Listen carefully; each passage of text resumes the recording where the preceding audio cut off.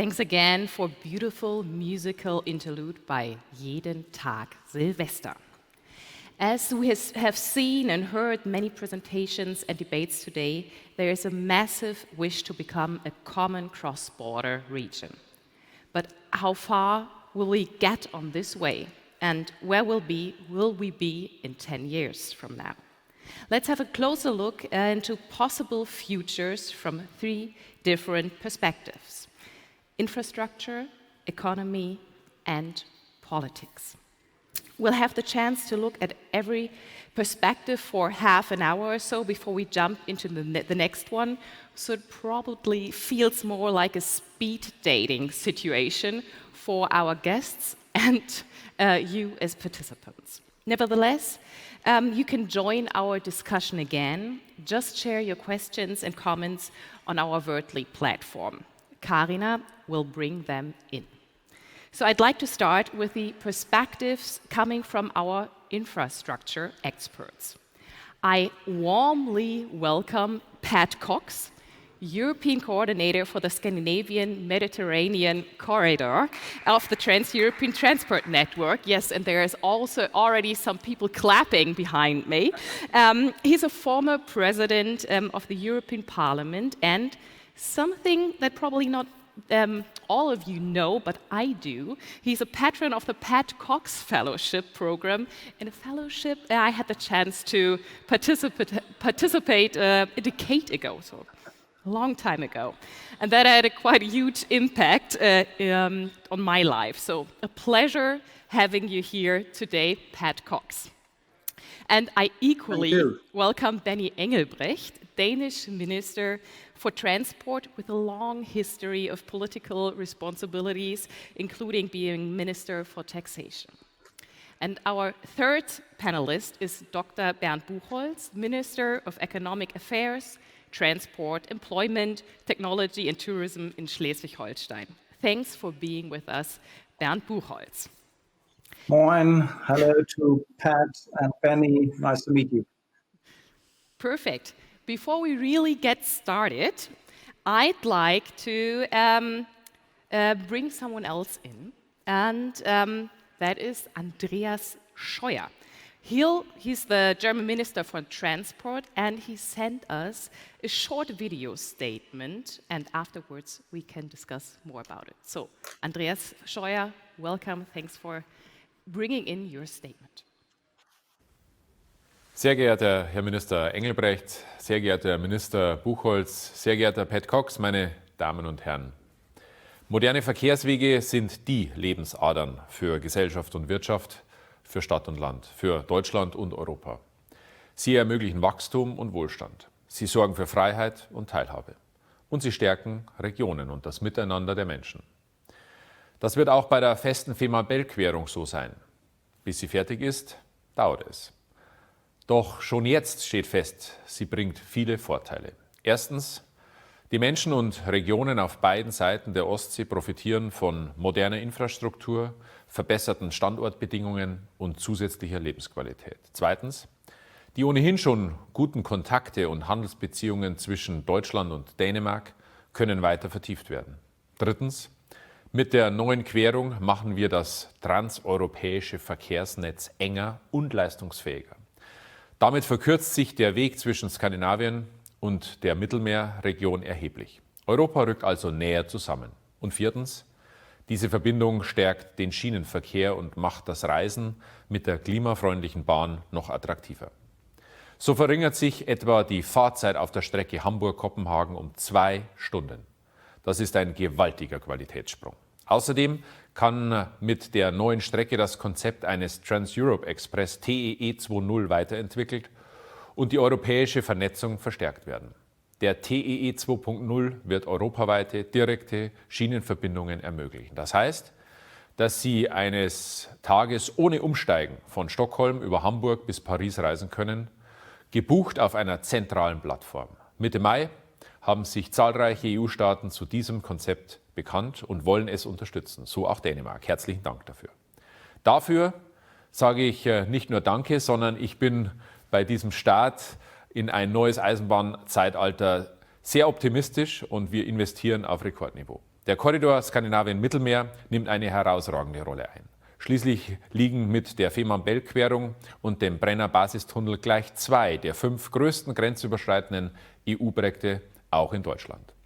Mehr als 15 Milliarden Euro haben wir bis 2030 für Investitionen in vordringliche Projekte entlang des Nord-Süd-Korridors veranschlagt. Allein mehr als 2 Milliarden Euro fließen etwa in die Schienenanbindung der Fehmarn-Belt-Querung. Zugleich nehmen wir hier zusätzliches Geld in die Hand, um Lärmschutz hochzufahren und das sogar höher, als es gesetzlich vorgeschrieben ist.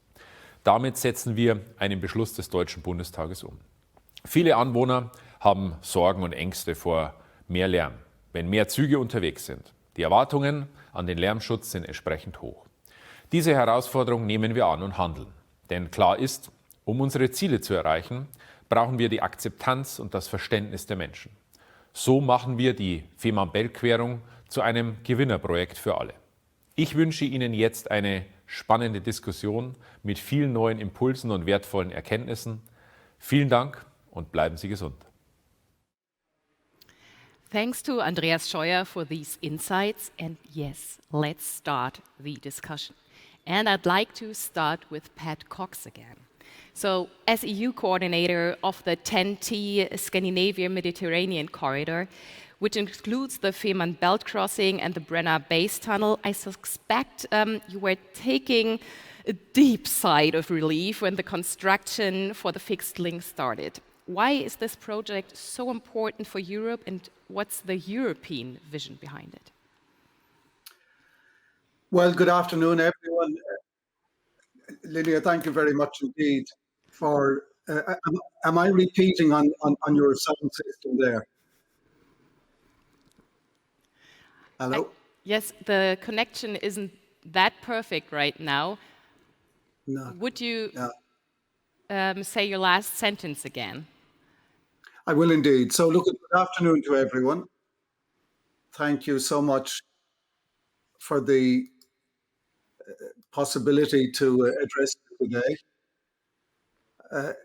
Yes, it's a great pleasure to see the construction finally started. The delay, as we know, was necessitated by the need to respect people's right to object. We live in democracies and rights have to be respected. I remember visiting Eutin in Eastern Holstein in October 2015.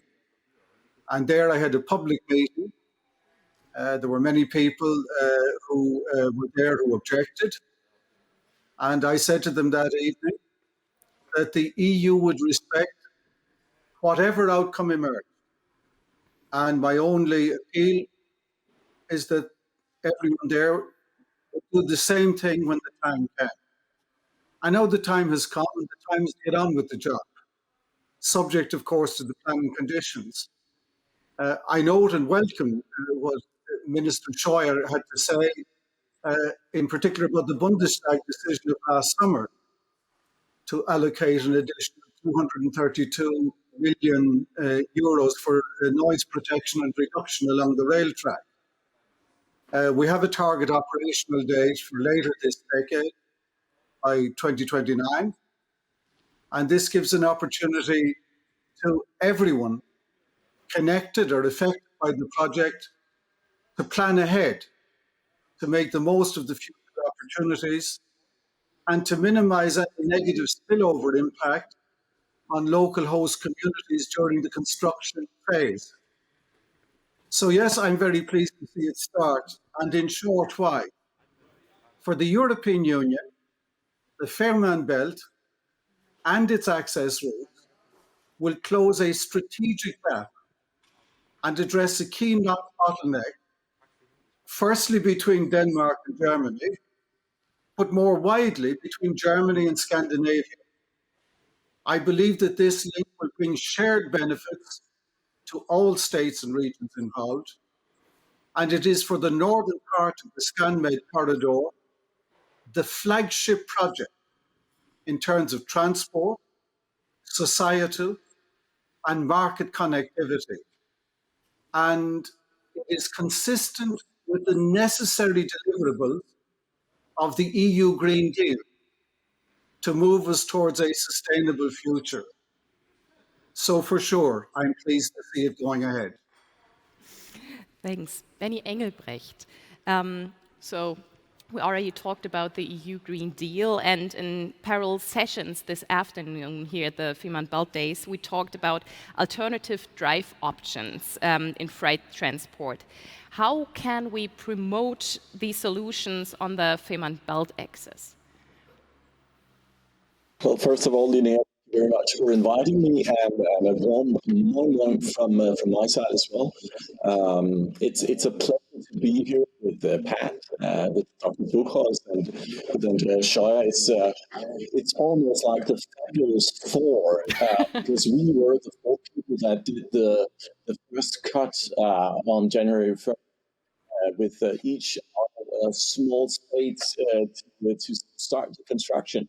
It's quite suitable, of course, to talk about the fabulous four, because everyone knows that so much is about Hamburg as well when we're talking about the Fehmarn Belt connection. And we all know that the Liverpool guys started their career in Hamburg. Well, anyway, back to your question in regards to green transportation and especially electrification. Of course, we are very aware that once the Fehmarn Belt connection is in place in 2029, there's a very good possibility that the future solutions when it comes to freight transport on the road will be more or less electrified. I know that in Sweden and Germany, quite far in test phases when it comes to electrified vehicles, test stretches with electrified drive at these stages. And of course, we're looking into preparing the Fehmarn Belt connection for especially electrified trucks as well. When it comes to, of course, the railways, it's much more easy because there are already electric, and it's going to be a very important part of the link between Scandinavia and Finland. And there's no doubt in my mind that this will really increase the demand for further on rail. It's really important for green solutions, the Green Deal, and no doubt in my mind that in that perspective, the Fehmarn Belt connection is a true green project. Thanks. Is it just me or us here that are not that well heard, or I wasn't able to understand everything? I truly hope that everyone else does. Bernd Buchholz, did you understand everything? It's the same for me, Linnea. It's not even easy to listen to that because there's a huge echo inside. So if you have the chance, but we also had the problem with Pat Cox, to do something with your microphone or something with a Wi-Fi connection or so. I mean, we're talking about transport, but also infrastructure. The fabulous four are unfortunately not that well heard here, but maybe we'll manage that during the next 15 minutes. So Bernd Buchholz, you can add something on that, but maybe I'll ask you also another question. Scandinavia wants to shift freight traffic to rail. How is Schleswig-Holstein preparing for this?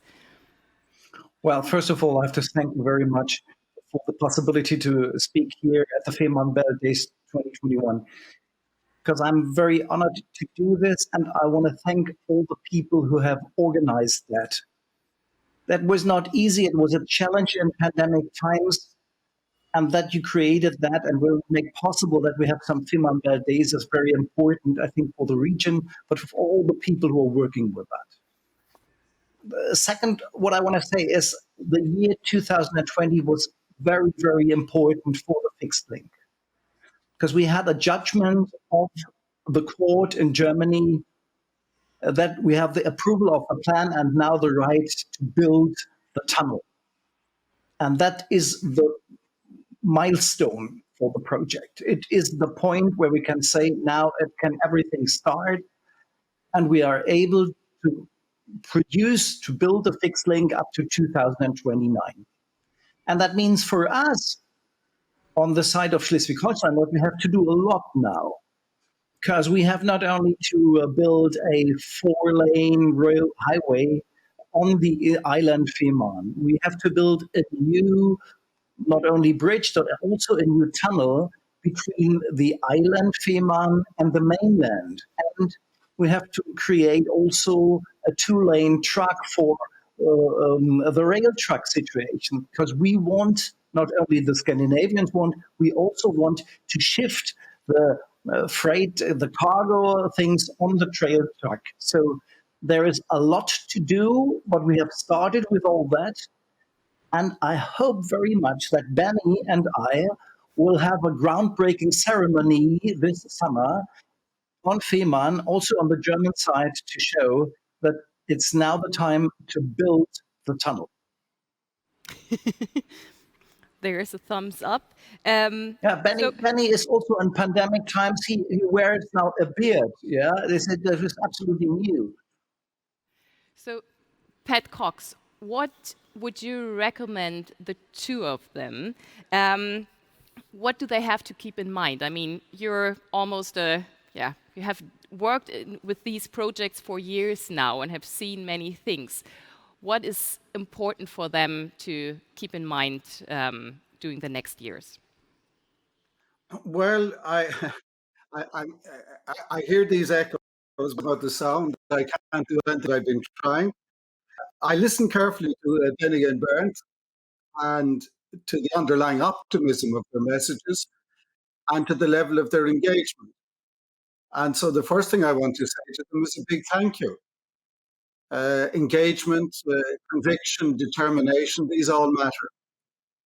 I think if there are things that I have learned over the past decade on Skibben Med Corridor, the Brenner-based tunnel gives a number of interesting examples. This Brenner project started before Fehmarn Belt, but is likely still to be a work in progress when Fehmarn Belt opens. Now, you might suppose that if you're tunneling 1 kilometre deep below the Brenner Pass, that everything is hidden from view. But of course, that's not the case. There are multiple work sites in Austria and Italy, and these impact and must live harmoniously with local host communities. In all, for Brenner, we will excavate 220 kilometres of tunnel, the two main tunnel bores, north and south, and a third maintenance and safety tunnel in between. And then, of course, you cannot unzip a mountain, so you need the access tunnels to get into the target sites. This is producing millions of tons of rock spoil, and this has to be deposited and eventually covered with clay and planted with grass or trees, as happily already has happened on some sites. All of this was part of the planning process and was negotiated in detail with local host communities. So I think, trying to keep people as happy as you can is really important. Where trucks use local roads in Brenner, they are constantly sprayed with high pressure water hoses before they exit worksite. This is to avoid carrying a lot of on-site dirt and clay and muck onto the main roads. Where possible, the access tunnels are used instead of the local roads to transfer materials. In other instances where there's no access tunnel, we use overhead covered conveyor belts to transfer spoil without interfering with local traffic. We've organized all the mayors on the corridor, from Innsbruck to Bolzano, even in the very smallest settlements, to be part of a regular communications and consultative process. They are kept fully informed of developments. We are kept fully informed of any fears, anxieties, or wishes that they have on behalf of their local community. And I can tell you that this kind of engagement has turned several of these mayors from skeptics into strong, positive local supporters. based on this process of open communication and mutual respect. I know, and Bernd will know this well, they've had a very successful dialogue forum in Schleswig-Holstein. I think this has played an important role to date and should and must continue to do so in the future. So it seems to me, and this is not advising Benny or Bernd, but as a general point, I would say open, transparent communications and a willingness to engage in respectful dialogue are keys to success, because this is a big project and it will impact for quite a period of time between now and the end of this decade on many different host communities. And bringing people along with us to the extent that we can and that they are willing to come along with the project is an important element in its future success. Thanks. Benny, why do you think it's easier for you as a Danish minister to do that communication with your citizens? It seems like it's, yeah, way easier and they're more happy than everyone here in Schleswig-Holstein, or some people in Schleswig-Holstein. First of all, I think it's we do have a tradition of building large infrastructure. The Great Belt Bridge, to name an example, bridge from Denmark to Sweden, European connection, are a very good example of what large infrastructure means to ordinary people. So I think that combined with the huge investment it is in the local society on Lolland Falster is quite important as well. I mean, it is literally one of the largest cities on Lolland that is being created right now. The whole construction site and all the camps for the construction workers that are going to work on the Fehmarn Belt connection. It is really a city of its own. And when I talk to the local mayor, he's, to say the least, quite happy about it.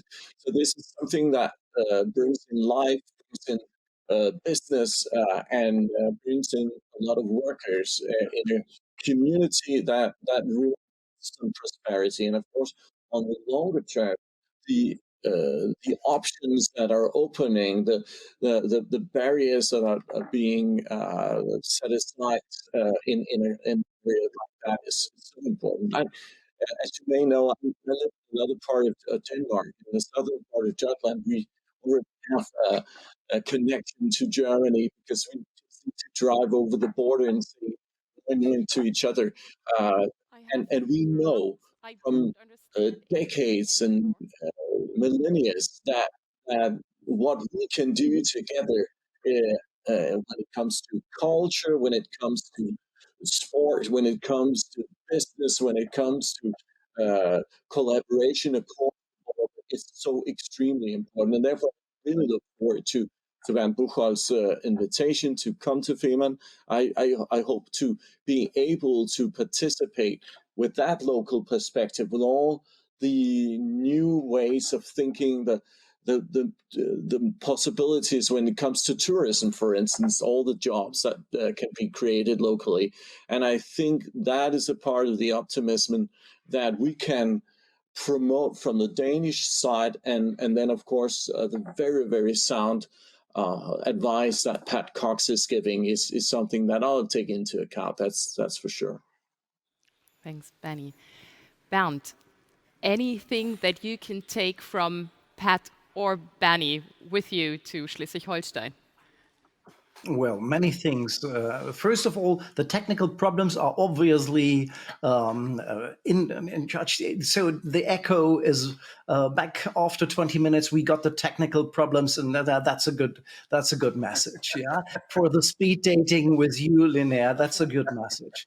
Now, let me say, first of all, it's important that the relation between Benny and me, as an example, that relation in the last years was so close, we had so much to deal with one another that we have forced a relation between Denmark and Schleswig-Holstein, which we had never before, I would say. Never before. This is also in talking about what we have to do to make that project happen. We had a so close relation that it is fantastic. And that is what I see for the future in cultural, in sport, and all the things, but also in economic things. We have now to convince all those people who do not see the chances, who have fear, but we have to convince them, and we have to show them that they that the chances are much better than all the other things. And we have to work on that. Yes, Pat talked about the Dialogue Forum in Schleswig-Holstein, and this is something where we were discussing for years with those people who had fears about that. And it was a fantastic thing that was with this Dialogue Forum, it was possible in the last summer to bring the German Bundestag to a decision where for noise reduction, they will give 232 million euros to Schleswig-Holstein to make noise reduction walls and other things possible so that nobody should have trouble with more noise. Every time we have to face, this is not only a connection between Lolland and Fehmarn. It's not only a connection between Denmark and Germany. It's a connection between Scandinavia and the centrum of Europe and the center of Europe. So this is a trans-European way, and it brings so many possibilities also for the metropole regions of Copenhagen, Malmö, and Hamburg, but also far over this. So I'm convinced the next years when we build this will bring us much more close together than we were before we have the fixed link. So earlier this morning, we talked about how to bring politicians together and have like a framework for all of this, not only the transport part. Any recommendations from your side how to work on a framework like that for the whole culture, region, and everything? Pat. Are you coming to me now? Yes.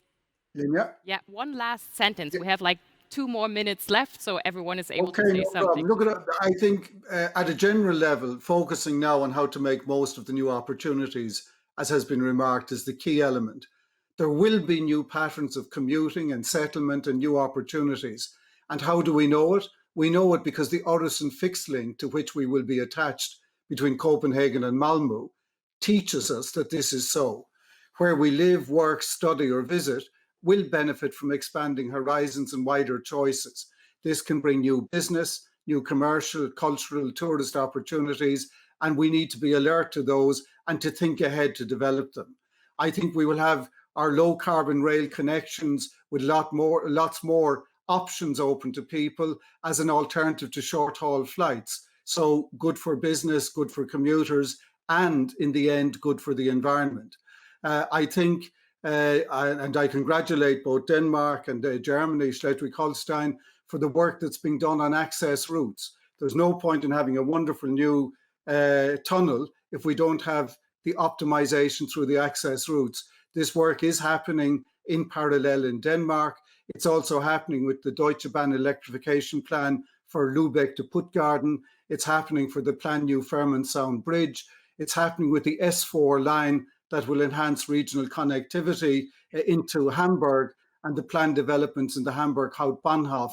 All of this will be together by 2029, I believe and hope, and this will be a vital infrastructure fit for its 21st century purpose. So completing the project on time, completing the access routes on time will give us will give you a dynamic new macro region in Northern Europe, not just point-to-point connection improving, but it will be a transformative leap forward, socially, culturally, economically, and I would say also environmentally. And it will improve the competitive dynamics of your wider region. You are giving yourselves a gift for a better tomorrow, and the advice is please make the most of it. Perfect. There was more than 2 sentences, but a nice ending. But I would like one more sentence from Benny and Bernd afterwards. Maybe you're able to be a bit shorter because we don't have any time left. Benny. Well, I'd just like to follow up by saying I totally agree with Ben Buchholz. It's extraordinary what's been going on in the collaboration between our two governments. It's been a very close collaboration. It's been happening through the COVID-19, where we haven't been able to sit down at a table across from each other and talk to each other and have a cup of coffee. Just imagine what it'll be like when we are on the other side of this COVID-19. There's so many possibilities. I really look forward to it. Yes, and without any technical problems. Thanks, Benny. Bernd, one last sentence. Well, it was everything was Pat said was absolutely right, and I'm always fascinated that Pat Cox is knowing obviously each and every project in traffic in Europe. S-Sphere and electrifying the German trucks. Pat Cox is knowing everything, so I'm absolutely fascinated. I'm only knowing the things in Schleswig-Holstein and Denmark, but everything was absolutely right. So, coming closer together, bringing those economics also closer together brings me to the point next time when we have the next Fehmarnbelt Days. I have to tell you that Benny is a great musician. So I want to get the music from Benny Engelbrecht next time. That would be a fantastic a side program to the next Fehmarnbelt Days. Thank you so much for listening. Perfect. We'll keep that in mind. Thanks a lot for the three of you are almost the fabulous four here, the Beatles from Transport Ministries. Thanks a lot and enjoy your afternoon. Let's move on to part 2 of our little speed dating interviews or panels. So we want to talk about the economy today. The economy in the Fehmarnbelt region is slowly recovering from the pandemic, yet for many actors, it is still uncertain what the future will hold. In the morning, we talked about the visions we have for the future. Is it possible that the Fehmarnbelt region will be a common economic region? Confronted with challenges or crises, will it stand together and find innovative cross-border solutions? Let us discuss that with our next panelists. And I'll welcome Stefan Müchler, President and CEO of the Chamber of Commerce of Southern Sweden and Deputy Chairman of Eurochamber. Thank you. Welcome. And on screen we have Brian Mikkelsen, CEO of the Danish Chamber of Commerce and former Danish Minister of Trade and Industry. Welcome, Brian. And instead of your boss, Lars Schöning, who is sick and sends greetings, that's what I heard, we have Rüdiger Schacht. Great that you just jumped into the role and that you're sitting here. You're the Deputy CEO of Lübeck Chamber of Commerce and Industry. Welcome. And we already know you, Mikael Sväne, Industry Director for Transport at Dansk Industry. Welcome, all of you. And Stefan, I would like to start with you because you're bringing in quite new perspective, at least something we haven't heard that much today, the Swedish point of view. And Sweden took a different path during the pandemic, or still is. How has that affected the economy in southern Sweden? I think there is a bit of misunderstanding when it comes to the Swedish strategy to COVID.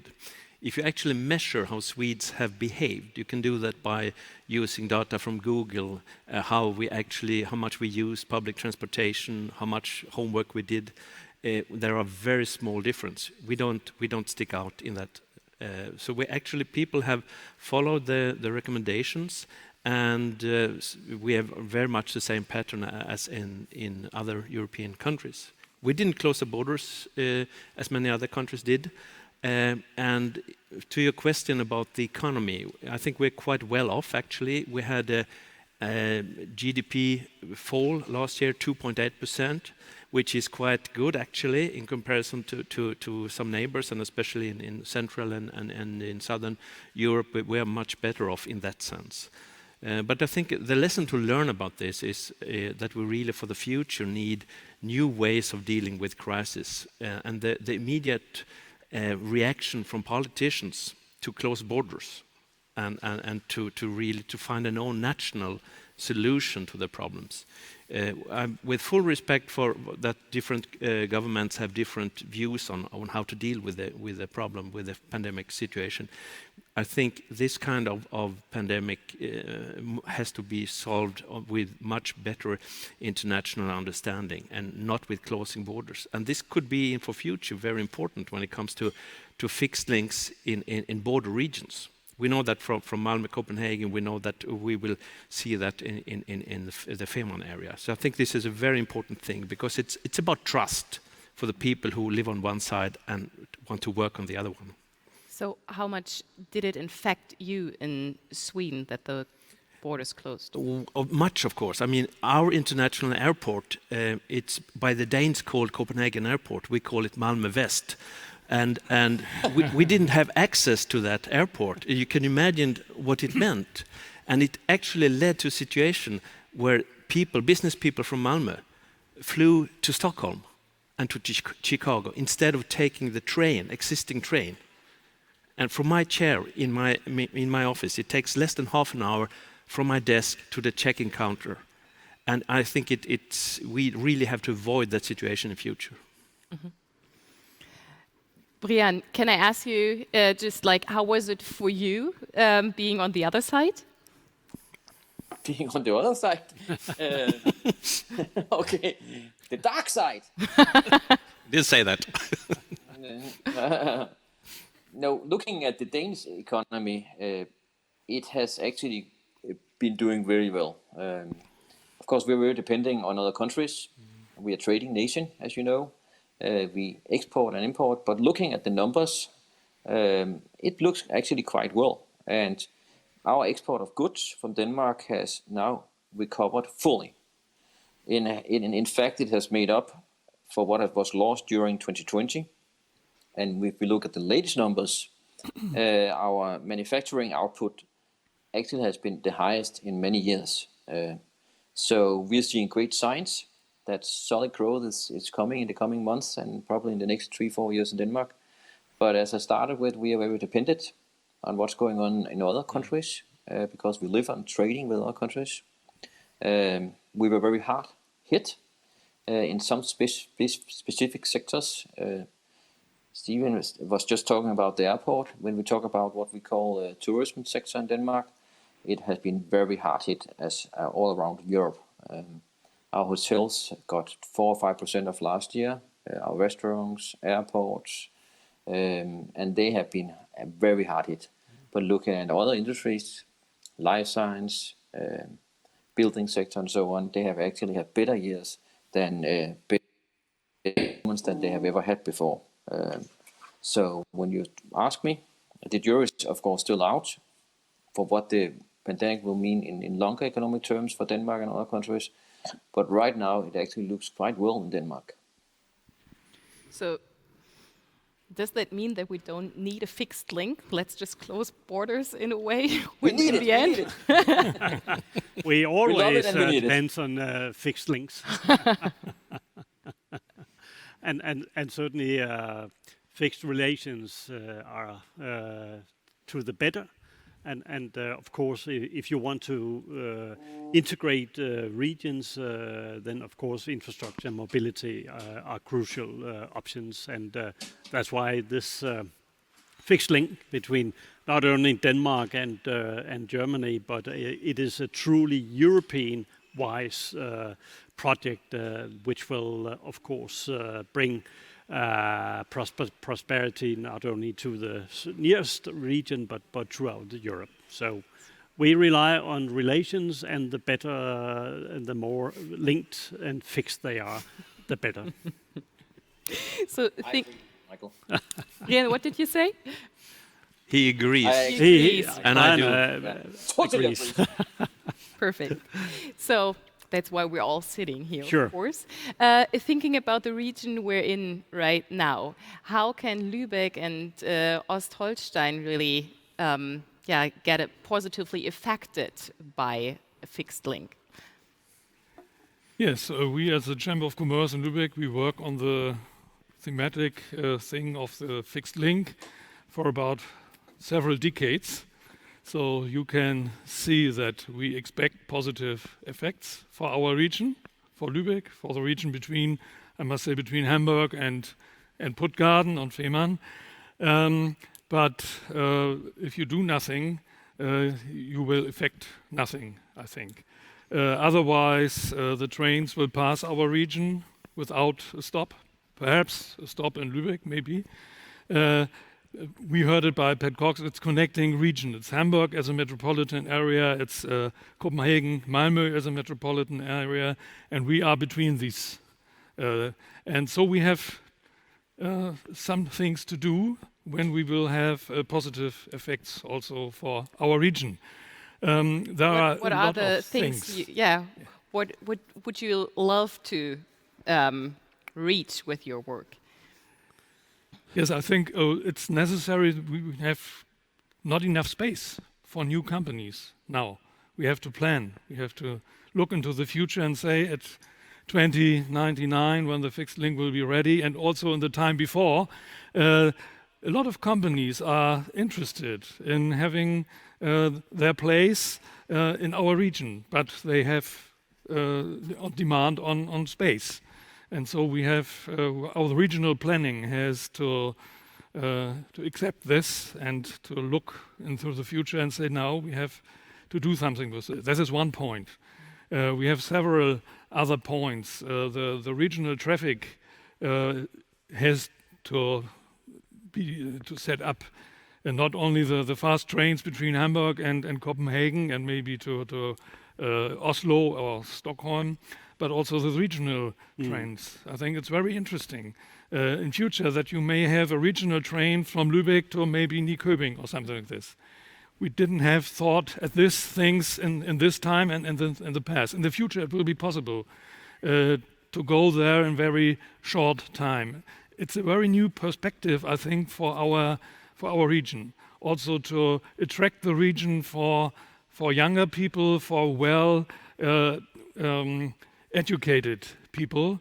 They say, oh, the region between Copenhagen and Hamburg, it's very attractive, but it may be too expensive to live directly there, so you go into the region. And I think there are big chances for our region for the future. Thanks. Stefan, we talked about the Malmö-Copenhagen area and everything, and the Öresund Bridge. So that's now more than 20 years ago that you have that and that it's growing together. The Fehmarn Belt Tunnel will probably open in 8 years. What additional impulses do you expect in your region, but also if you have some ideas for this region? I think the size of a region really matters, actually. And we've seen from different reports, scientific reports, about the productivity development in different regions. And if you have a big region, and we have a lot of well-skilled people, you have a higher level of productivity when it comes to development. I think this is what we can reach. And if you take the experience that we made on the Swedish side, there is also, I would call, a redefinition of market perceptions. Before the fixed link, before the Swedish membership in the European Union, Sweden was the market. The center of that market was Stockholm.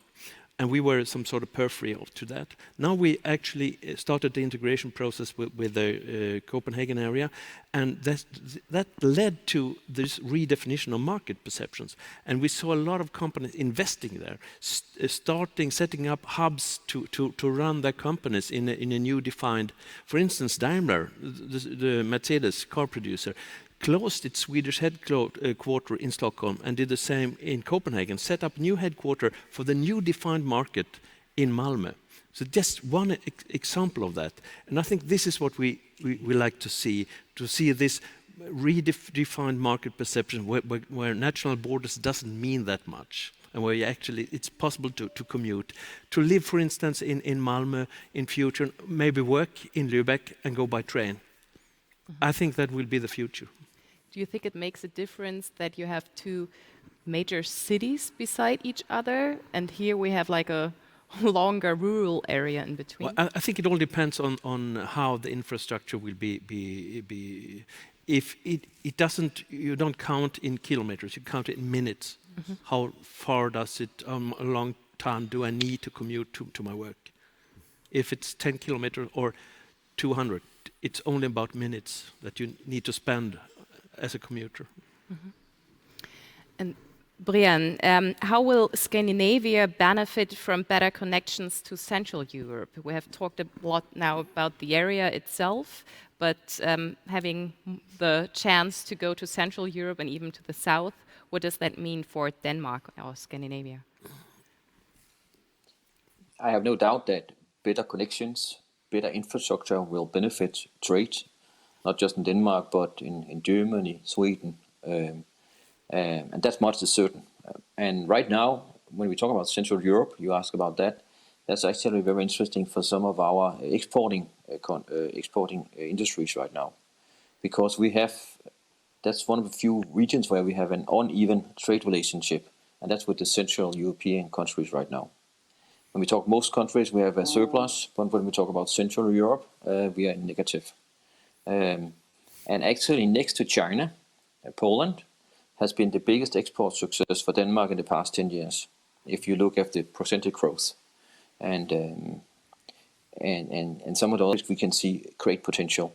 So better infrastructure and easier transportation to Central Europe will hopefully enable us in Denmark to make large export gains.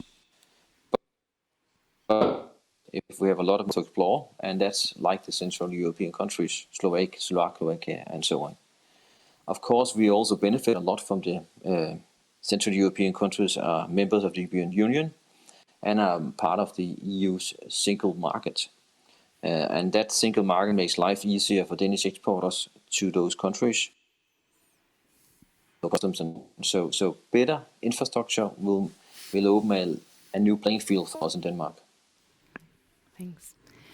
Mikael, a year ago, at the beginning of the pandemic, Dansk Industry published a strategy paper on green growth. Why now? And what are the indications for business and politics in Denmark?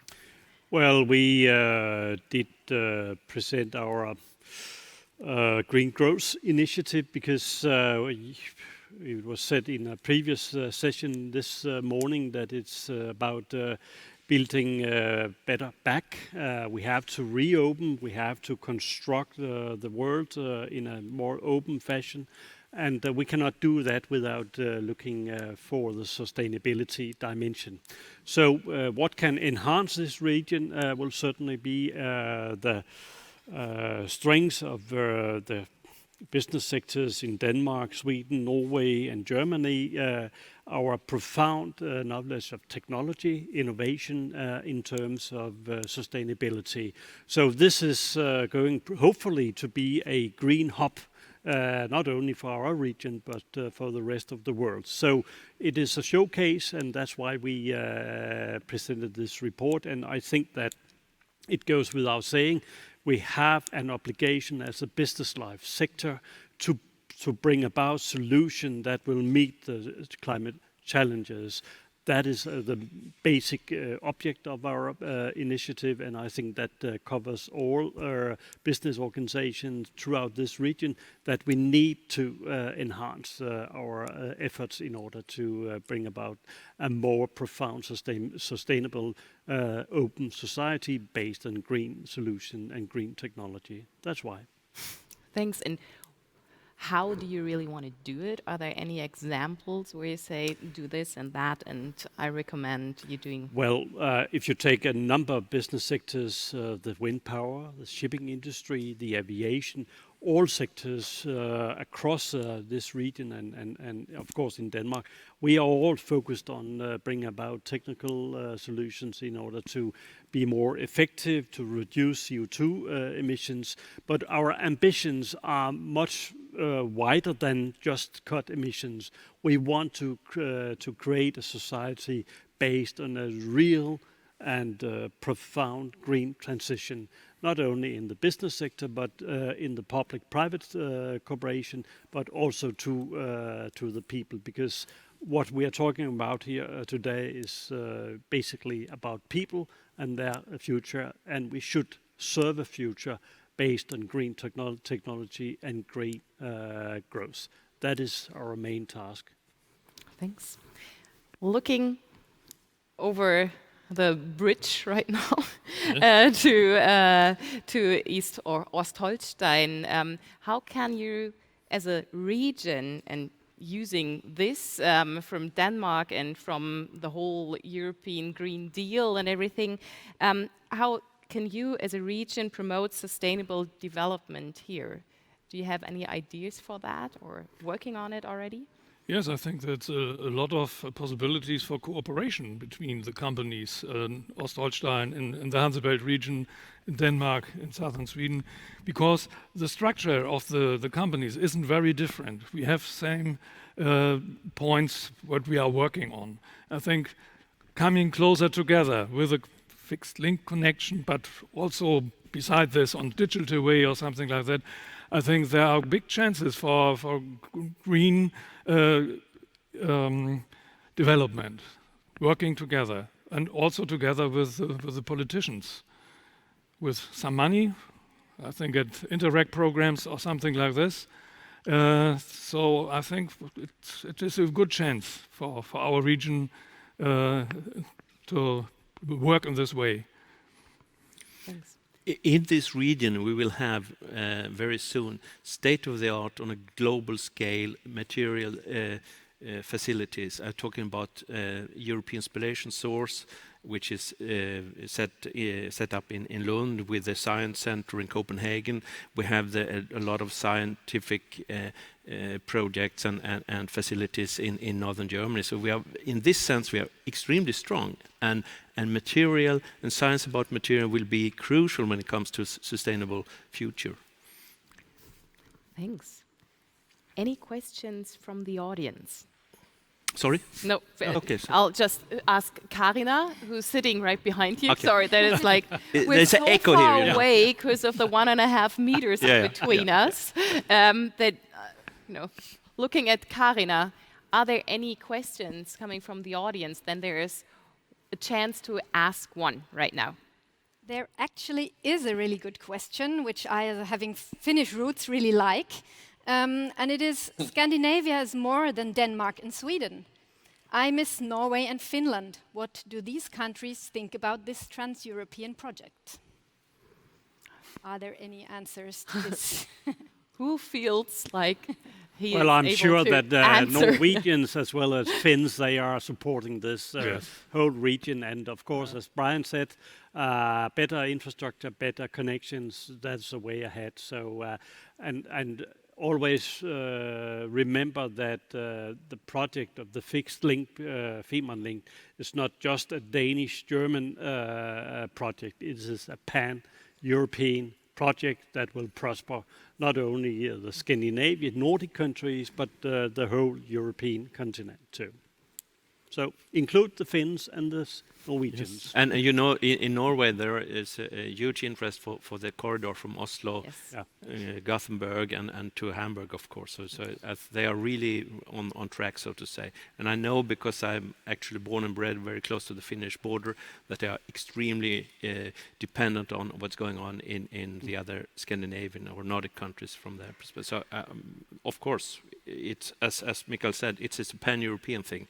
It's not a Danish-German thing. Yes. I think the side from the German side is the same. When we think on this link, we also have Norway in mind. Maybe a little bit different with Finland. We are always also responsible for the Lübeck Harbor. and Finland is one of the biggest partners of the Lübeck harbor. And we would like that this will be also in future in this way, that the ships from Finland, from southern Finland, but also from northern Finland, come to Lübeck when they bring paper and all these things to Central Europe and the other way back.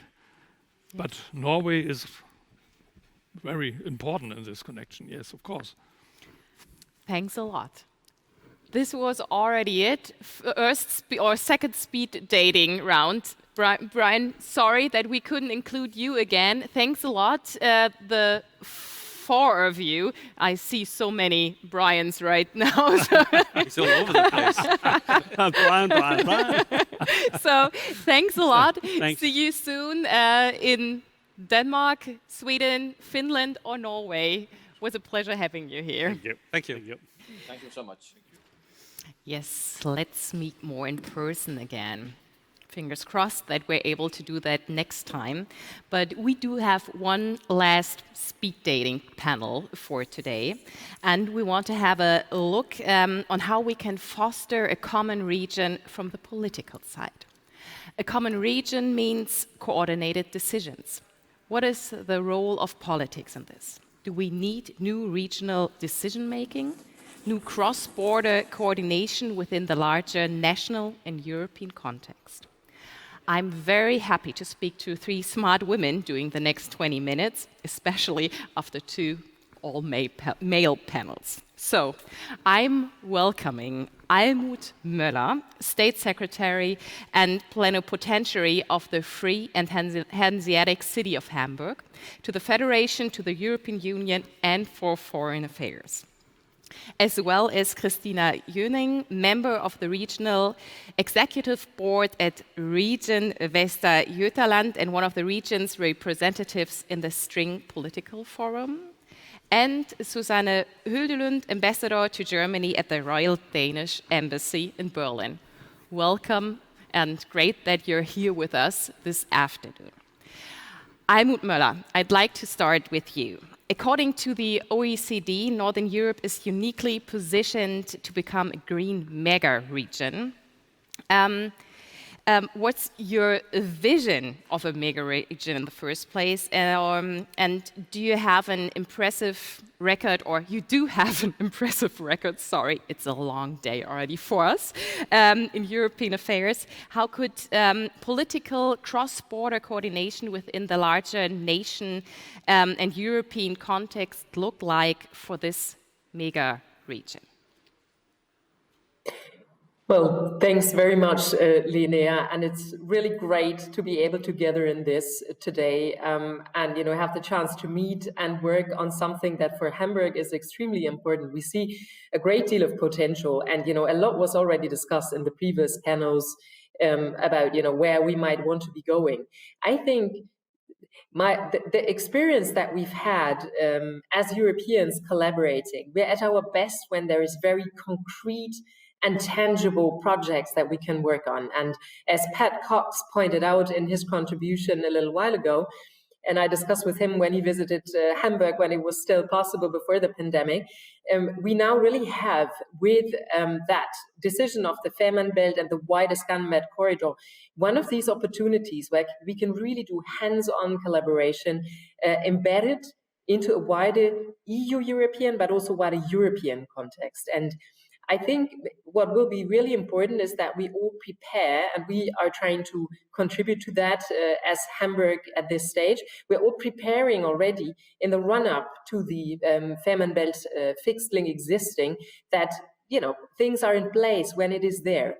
And it is 9 years, but that's actually, or 8 years, that's not a very long time. So what we're trying to do in Hamburg is we are creating an interministerial task force that will bring together those that can discuss and prepare the institutions involved to really untap the potential that is in this new connectivity.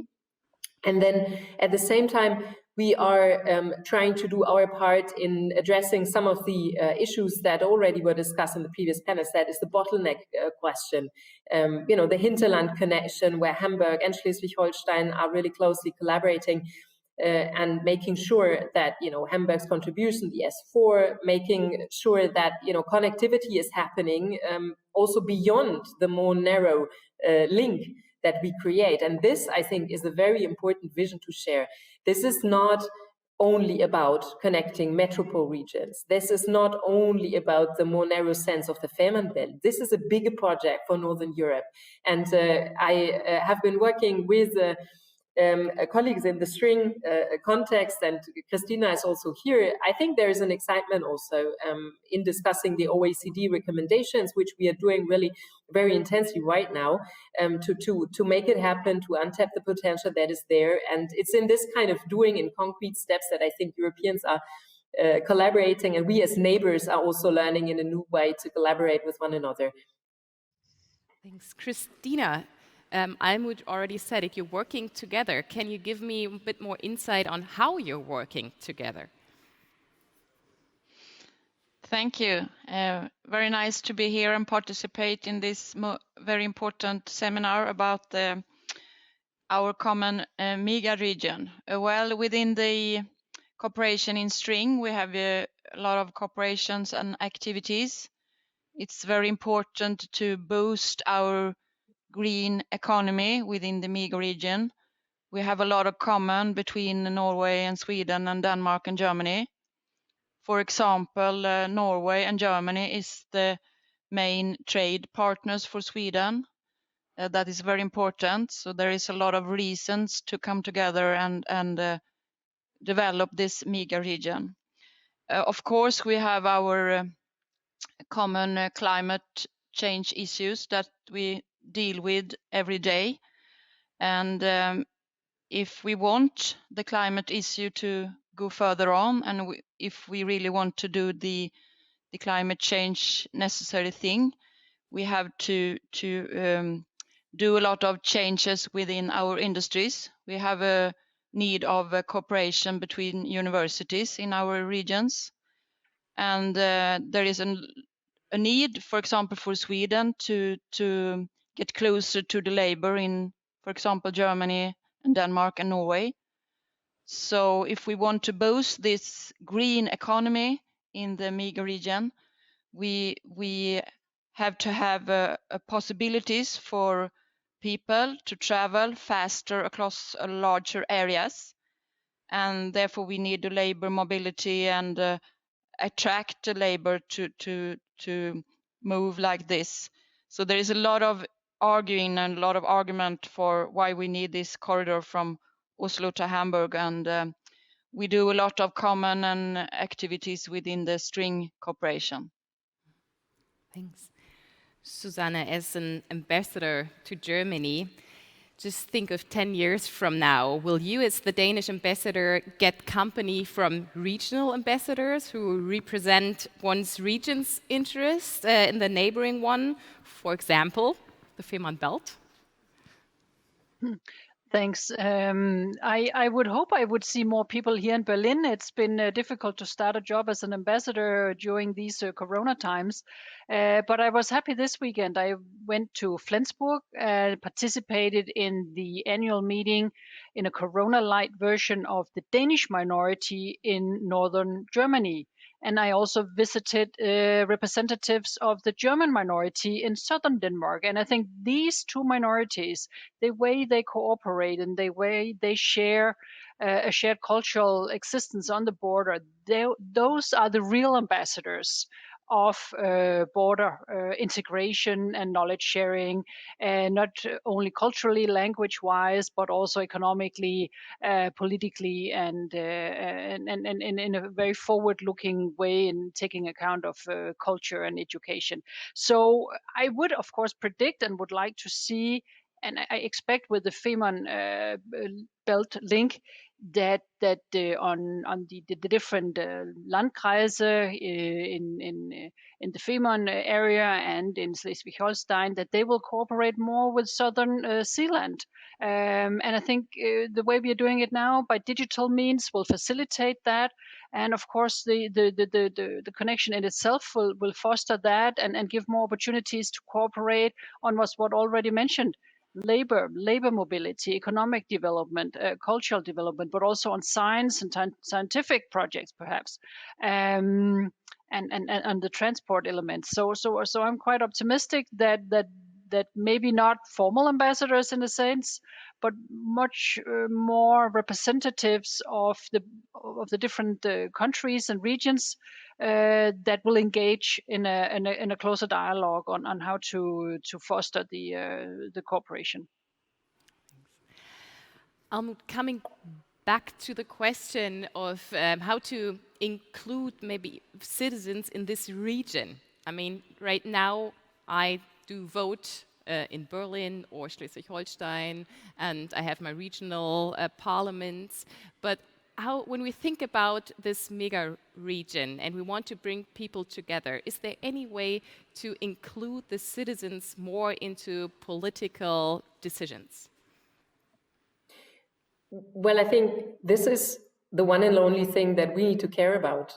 We need to work on, making sure that in the big transition that we're in towards green energy, towards a sustainable future, we just have to make sure, this is what actually citizens are asking us, that we take them along, and it's automatically happening, I feel, in a lot of convincing activities that citizens also have on all sides of what are no real borders anymore, and to take that seriously and to integrate that. So in our role to provide a good future, we have to consider that there is inter-regional potential now. And what makes me confident that this can actually work and we can learn to live also in political terms, with this space, is that we have examples of it. We can learn from other regions where it already worked. And we as regions, as cities, we learn also to advocate our interests with each other towards other levels of government that are very important in this, and that you, Linnea, already addressed. For instance, Hamburg is a city and metropole region, but it's also a federal state. It's part of the German Federation. So for us, the role of the federal government in a lot of these projects is key. So I am personally also trying to discuss this and promote the idea of us working with our friends and neighbors at German federal level. At the same time, we're part of the European Union, most of us in the String network. And so there is an important element that was described by the presence of Pat Cox, and we are learning to navigate these various levels. And citizens in our places where we are, they feel that. They are looking for us to improve living conditions. And, maybe not everybody knows exactly where, the good decisions come from. And that's a very good interplay of different regions. But, it's something that is coming about, and where we as cities and regions in Europe are also learning to collaborate. We're not on our own. Others have done it. And so I feel this is a natural process. And of course, nothing of this can happen against, what our citizens want. So we need to build that support continuously in explaining what we're doing and engaging, creating formats like this, but also, advocate that working together as Europeans pays off locally. And this is something that can be a very compelling argument. You talked about good examples. Do you have one for us? Well, if you look at, for instance, at the German context, how the regions, the former bordering regions between Germany and France learned to work with one another, Germany and Poland, Germany and the Czech Republic, this is more a bilateral dimension, but there are also regional dimensions to this in very practical terms. I mean, we learn every day in these regions about commuting, about facilitating the everyday life of people who are not bound necessarily to where they are to a particular nation state. They seize the right and the opportunities they have in the single market, and there is a lot of learning, including in a pandemic situation where suddenly, as was discussed in the previous panel, connectivity was no longer possible in that way. Hamburg doesn't have a border with another region of Europe in that way. Our neighbors are, German neighbors, but we feel when connectivity in Europe doesn't work in EU Europe. We are so dependent on, the openness and, the permeability of this space, that we strongly advocate for this. Christina, what is the distribution of roles between urban and rural areas in this? How can different structures and functions be united under one common goal and responsibilities? We heard Almuth talking about, the already mega city somehow, Hamburg, and you're coming from a regional area. Yes, of course, there is a more widespread area in this corridor between Oslo and Hamburg, of course, but this is also our strength to be both big cities and also a rural area. For example, if you take Oslo, that is one of the most expanding cities in Europe, and there is a lot of rural area in the west part of Sweden. But we are really dependent on the Oslo region to get jobs, to get things grow. And during the pandemic situation, it was awful for many people living in Sweden near the Norwegian border, because we are so dependent to the Oslo expanding region. And as we heard before, you can have the same discussion and the similarities between Germany and Denmark, or between Germany and Poland. We are extremely dependent on each other, and the rural area has to cooperate with the city area, especially if we want to solve the climate issues. We need the rural area for food, for developing the new energy system, and to create a more environmentally friendly transport system, and so on. So I think that both having those big cities as Hamburg and Copenhagen and Göteborg and Oslo is a strength, but we also have a rural area which we are very dependent on. Mm-hmm. And how does it really work, your cooperation in a way with Oslo? Do you have any tips for the Fehmarn Belt region, where we are right now, to do the cross-border cooperation with rural areas in cities? How does it work out?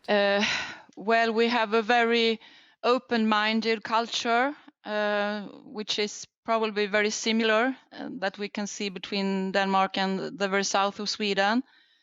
And if we bring the very south of Sweden and Denmark closer to Norway and the western part of Sweden, I think we create a very strong MEGA region. And I think that, as we heard before, also it's very important to make this MEGA region necessary for everybody, and try to convince people that this MEGA region is a matter of everyday's life, possibilities to travel, possibilities to change job or find a new town to do studies, and if you want to develop your family situation, it's easy to move, and it's easy to travel, it's easy to study. I think our common future is in this MEGA region, and we have to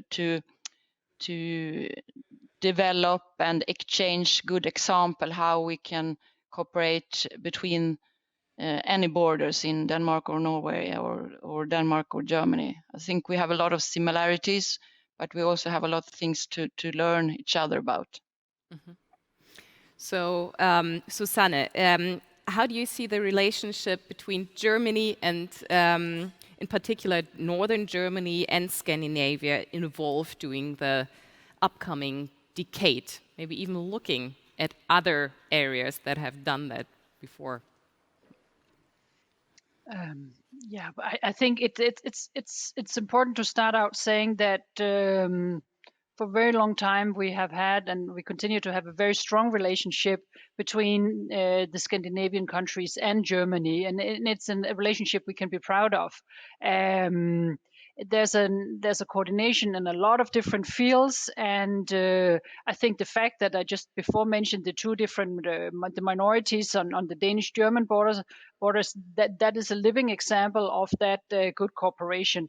And we do cooperate in a number of fields. It's of course in the EU. It's important to mention. It's also in a more global scales. We share a lot of values on multilateralism. We stand together on green transition. And we both sides, so to speak, the Scandinavian side and the German side, work for open markets and for an open trade agenda, and we care about our national minorities and about human rights. So there's a lot of fields where we have a strong relationship. And it's true also that the fact that speaking for Denmark particularly, when Great Britain left the European Union, that also changed the landscape inside Europe, of course. So EU 27, we also see politically a need and a willingness and a wish to cooperate even stronger with Germany as of course a really big engine of progress in the European Union. And I think what we will have with the Fehmarn Belt link is, of course, that we will break down even more so of these physical barriers, and we already have the border on the Jutland side. We have the Øresunds bridge connecting Malmö with Copenhagen. There could be other opportunities. So I think that the relationship will evolve.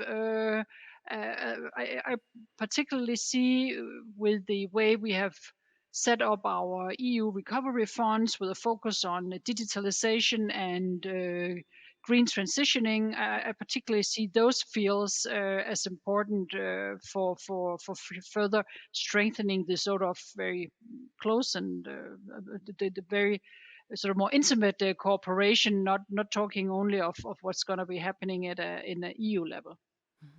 So is there anything planned you can tell us about besides the whole transportation part to come closer to each other? Any projects or so? I think personally I'm quite excited about, I don't know if you had it a little bit earlier today while I was out, but we have the energy island of Bornholm. So Denmark has decided to build an energy island, one in the North Sea and one in the Baltic Sea around Bornholm. And I mean, the thing is, it's going to be so big, it's going to, by wind turbines, generate so much energy that if you all ship that all to Denmark, basically, it will light up as a fuse. So we need to spread and share that energy. And we see Germany as an important partner, the whole internal energy market of the Nordics and Germany, to really foster that and improve that, so that we can also share the whole infrastructure of creating green energy through transmission nets going to Germany, and hopefully then converting that into the very ambitious and very interesting German hydrogen strategy that has a very good fit with what we can all do in the Nordics, and how we see green transitioning moving pretty fast ahead, and creating the fuels to go into our cars, to our lorries, to all our transportation means. So I think those are probably, in my mind, the energy island is probably, in my mind, one of the projects we would really like to see kick off in not too distant a future. The two others were nodding quite heavily when you said that. Do you want to add anything? Yes, I can totally agree on that the hydrogen project is a very important thing to do together. I've noticed that the Germans are very interested in the hydrogen and as well as the Norwegians. So actually, we are going to discuss this hydrogen project tomorrow in the political steering group in String. So this is very important and very concrete we can do together. Yes. And let me just add from the Hamburgian perspective to underline what both Christina and Susanne said. I mean, just last week in Hamburg, we had a world premiere of copper being produced at industrial scale through hydrogen. And so there is, I'm sure also in other parts of our region, there is so much innovation happening. And the broad frame is really the energy transition, the green transition, and then we have concrete projects. And Christina mentioned we're about to really make progress on the hydrogen corridor between Hamburg and Oslo. And, there is a lot of opportunity that is out there, but I think there's also a lot of practical learning that we need to do. And we're trying to doing that by collaborating in the string context and, really making sure there's ownership as we go along. And so it's exciting, but it's also a lot of work. Thanks. And is there anything, I'm coming back to that point again, to bring in the citizens? I mean, that is something, okay, they probably use in the end somehow, but how do they get the feeling that this is really, a connection and a region and something that helps them as well? Whoever wants to answer that question. I think, it's just the way it goes is, I guess, that, Hamburgians by and large have an interest in, benefiting from the green transition that is happening. And, people are asking us, so how are you going to achieve this? Because it's a lot of work. And so for Hamburg, there is some things that we can do as Hamburg, but there is a lot of things that have to be done at regional level, at national level. And so, in answering to the people of Hamburg, we can say, well, this is part of our strategy. Collaboration with others is one of the important pillars in order to achieve and deliver on what citizens are expecting, and that is making life and making economic life sustainable and making our cities and regions livable for the future as well. So this is the way I look at it. It's it's one of the problem solvers lies in the regional dimension. We only have 30 seconds left. Is there anything? Yes, I also want to underline that there are huge investments that has to be done. If you want to invest in railway, it's a huge project, and you have to argue together in all of the national parliaments and in together with the EU Commission, for example. So it's important to bring regions in different countries together if we deal with a huge amount of investment that has to be done. That is also one reason. Thanks. And thanks for the three of you. It was a pleasure talking to you. Susanne, would you like to add one more sentence, or are you good? No, I'm good. I know you have a tight schedule. So, but thanks for having us in your program as well. We look forward to also continue contributing. We of course have a very keen interest in what's happening in the area. And I think one thing I did for many years, I worked for attracting investments into Denmark, and I think one of the things we can do together is also promoting the region together. Because when you stand out there in China or in Latin America, Europe in itself, the Nordics, even Denmark becomes very, very small. So I think what we can do and probably could do even more of is a shared effort to promote this mega region. With all the talent and the scientific institutions, the new corridors of transportation and the potential, I think that's an area I would look into for more shared activities. What a great vision to end this panel. So thanks a lot to Berlin, Hamburg, and Sweden. Hope to see you soon somehow, and we'll finish the whole Fehmarnbelt Days up with you. So thanks a lot. Have a great afternoon and a great week.